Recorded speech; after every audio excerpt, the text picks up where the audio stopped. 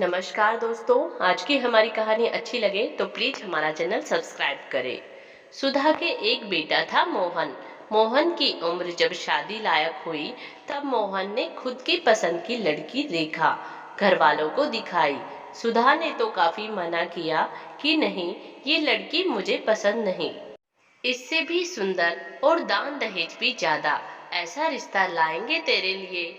लेकिन मोहन जिद पर अड़ा रहा और कहा कि शादी तो मैं रेखा से ही करूंगा। सुधा अपने बेटे की जिद के आगे हार गई। फिर मोहन और रेखा की शादी खूब धूमधाम से हुई। रेखा की ससुराल में सारी रस्में रीति रिवाज सब अच्छे से हुई। सभी रिश्तेदार भी चले गए। रेखा जब दूसरी बार मायके से ससुराल आई तब अपने साथ लड्डू गोपाल जी भी लेकर आई। रेखा काफी समय से लड्डू गोपाल जी की पूजा करती थी।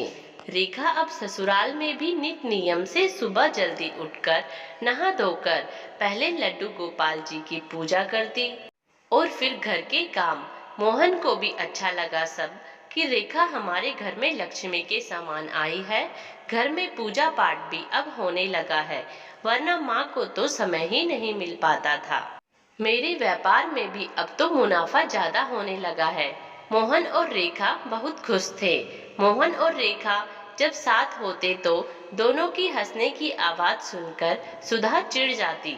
मोहन कभी रेखा को बाहर घुमाने लेकर जाता तब सुधा अंदर से जलती रहती और घर आने के बाद रेखा से सारे दिन काम कराती।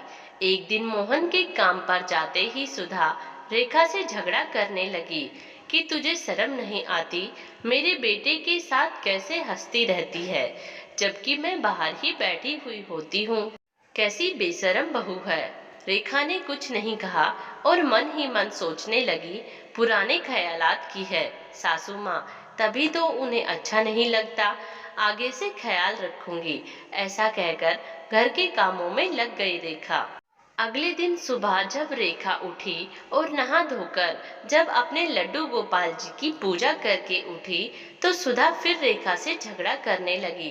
इतनी सुबह कौन उठता है और कौन पूजा पाठ करता है? भगतनी बनी हुई है। तू साबित क्या करना चाहती है कि मैं इस उम्र में पूजा नहीं करती? यही ना, मेरे बेटे के सामने मुझे नीचा दिखाना चाहती है। ये मेरा घर है और मेरा ही रहेगा। यहाँ इतनी जल्दी उठने की कोई जरूरत नहीं है और ना ही इस पूजा पाठ की। इतना घी नहीं है हमारे पास जो रोज रोज तेरे दीपक में डाला जाए। रेखा ने तब भी कुछ नहीं कहा सुधा को, पर अपना नियम नहीं तोड़ा। वह रोज सुबह जल्दी उठती और पूजा करती और रोज ही सुधा रेखा के साथ झगड़ा करती। एक बार मोहन ने सुधा को लड़ते हुए देखा तो कह ही दिया कि माँ पूजा ही तो करती है, इसमें कोई गलत काम तो है नहीं।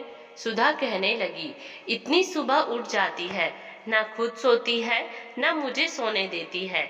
मेरी तो तभी आंखें लगती है और ये इतना शोर करती है, सुबह सुबह ही शुरू हो जाती है। तब से रेखा पूजा पाठ तो नहीं करती, लेकिन मन ही मन अपनी पूजा सुबह उठकर कर लिया करती। लेकिन सुधा को रेखा पसंद नहीं थी तो ये बात भी बिल्कुल पसंद नहीं आई। एक बार तो सुधा ने हद ही कर दी। रेखा के लड्डू गोपाल जी को उठाकर घर से बाहर बिठा आती है। रेखा ने सारे घर में देखा लेकिन उसे अपने लड्डू गोपाल जी कहीं नहीं मिले। सुधा से पूछा तो सुधा लड़ने लगी। मोहन को ये बात बताई लेकिन मोहन को अपने काम की वजह से सुबह जल्दी निकलना पड़ा। रेखा इस बात से बहुत दुखी हुई और रेखा को दुखी देखकर सुधा बहुत खुश हुई।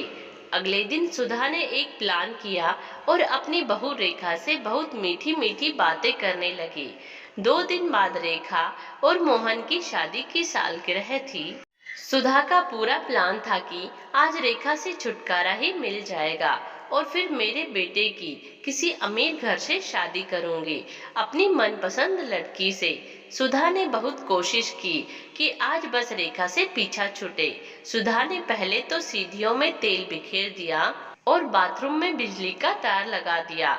इन सब के बीच रेखा को तो कुछ नहीं हुआ, लेकिन बाथरूम में रेखा के ससुर जी चले गए उस वजह से उन्हें बिजली का करंट लग गया।